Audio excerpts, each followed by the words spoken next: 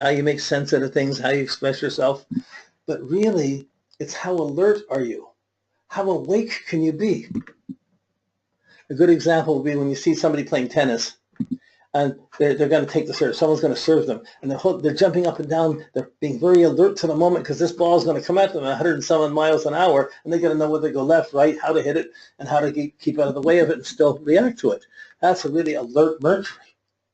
Anticipating and being alert, but not thinking in advance, just trying to watch to see which way it's going to come.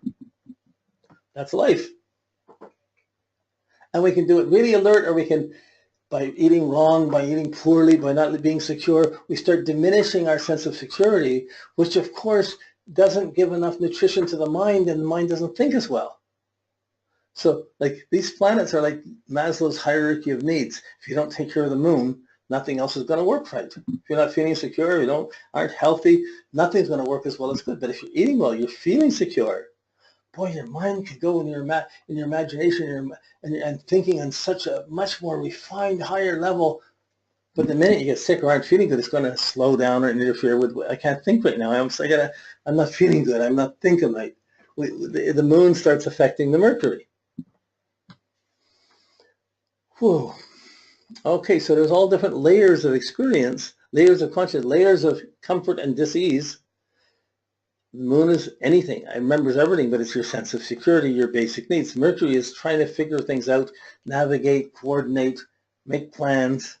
Mercury is making up your sense of time. If that happened, and this happened, and the next step happened, then that probably this will happen next. So our ability to predict, to make sense out of things, to navigate through things, this is all the workings of our mind. It's part of the outer function. But if you get behind that and you can be still in a moment, your mind can be totally awake and alert to any sensation coming, but not necessarily thinking in anticipation. A lot of spiritual work takes one that way to get a creative inspiration. But usually we're busy making sense of whatever's going on, trying to figure out what to do next, what I'm going to do tomorrow. When I get up, I got to do this, I got to do this, I got to do that. I got to talk to so-and-so. It's the way you talk to people. It's the way you're buzzing around what things seem to mean to you. This is the lower mind. This is the Mercury. But so communication, how you express yourself through means of learning and thinking and making sense out of things, means of communication, ways of writing, but primarily it would be how alert you are. If someone's really alert, they're quick to react or alert to everything, boy, it's easy to talk to them, to be reacting and awake to whatever we're saying. To the degree that someone falls away from that open alertness in the moment, they get caught on different patterns, they get caught in different sensations, they're thinking about different things. So our mind can go into any sensation, into any different area, and get pulled away from its alertness, being alert only around a few selective things. Generally, you want to be as open-minded and as inclusive as you can. You want a healthy mind, which means you have to have a healthy body, and you have to feel secure. So Mercury has to think in advance how to take care of the moon and the basic needs so that it's maintaining a good quality of thoughts.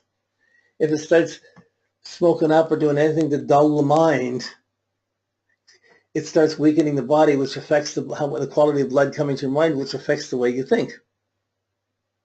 So this is a little monotonous, but it's the only way I know how to teach this, to express it, to see it. Once you see it, and you got this initial meditation or concept of it, it will begin to expand naturally against your own experience as we go over and over these again.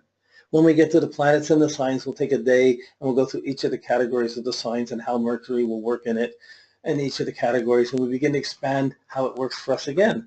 The same way when we do the planets and the houses, it will expand it again. And when we look at the aspects, we'll see that again. And then we'll put the whole chart together. We'll start to understand the planet's presence even more. Then we watch the timings of when these planets cause challenges in our life. So this evolves. We're just starting a growing relationship to each of these planets. And I'm trying to give you the key words just to sense them, to get a sense of this, of what this means, of where it's going, and how the mind works, how it's different, how the making sense out of things, making connections to things, making associations to things is different than the feeling secure or not secure based on old patterns that made you secure or not feel or insecure.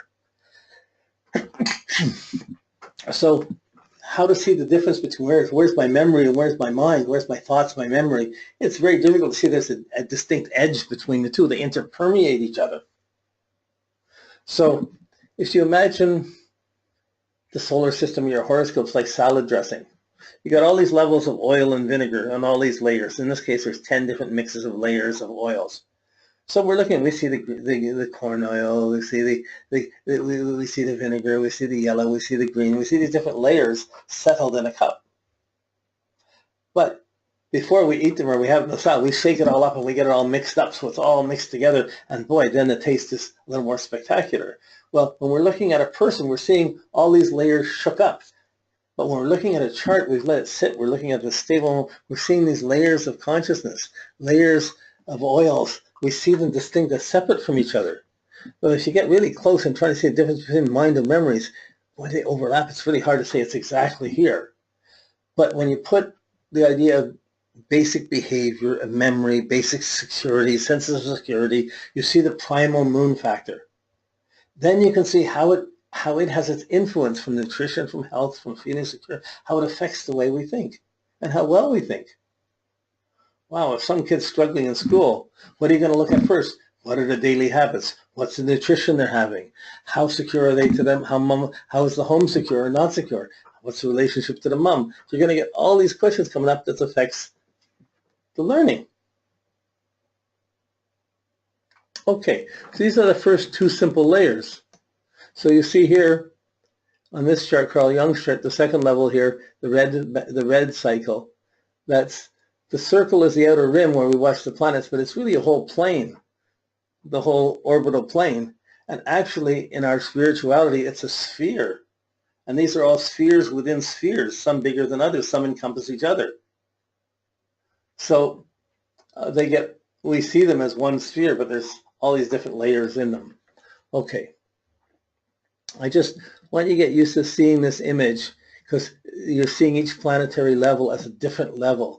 And you get to learn to separate and may see them distinctly and get used to looking for these layers, and then you begin to see them. Then you become much more capable of working with astrology. Okay. Now we're coming to the planet Venus, and Venus is a 10-month cycle. So you're dealing with 300 days. You're dealing with, or 300 and a bit days, and you're dealing with 3 Mercury cycles and a little bit more. So by the time you've had one cycle of Venus, you've had 300 day cycles. You've had 10 moon cycles, and you've had 3 Mercury cycles. And these have grown in you, so that you have them in that order building up in you as part of you.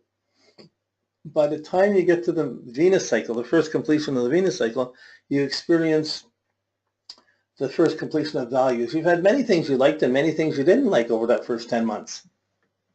Some of them repeated with the moon cycle, some repeated with the Mercury cycle, and your sense of security and intelligence is interwoven with what you like and don't like. The liking and the not liking, being attracted to or avoiding things, this is a Venus quality. It's not the Mercury or the moon quality.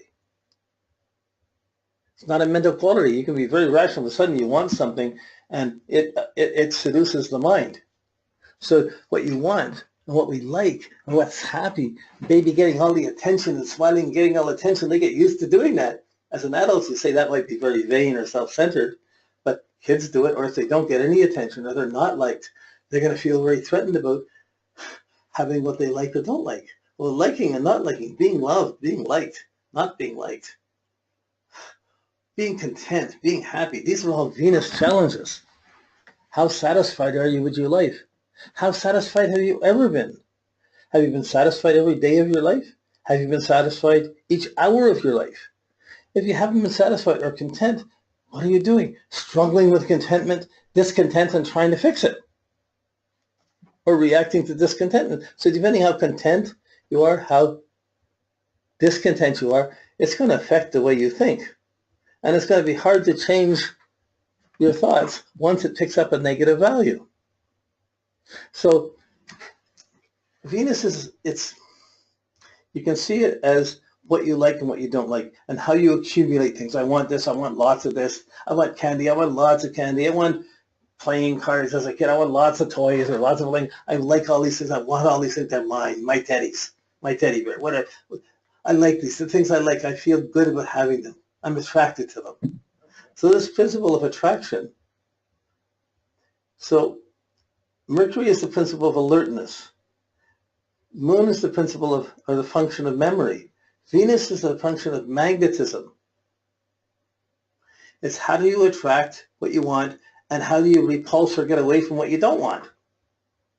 But it's weird. Sometimes the very things you want can be repulsive after you get them. So too much of a good thing can spoil it. So how does a person get values, develop proper values? It's a big issue. The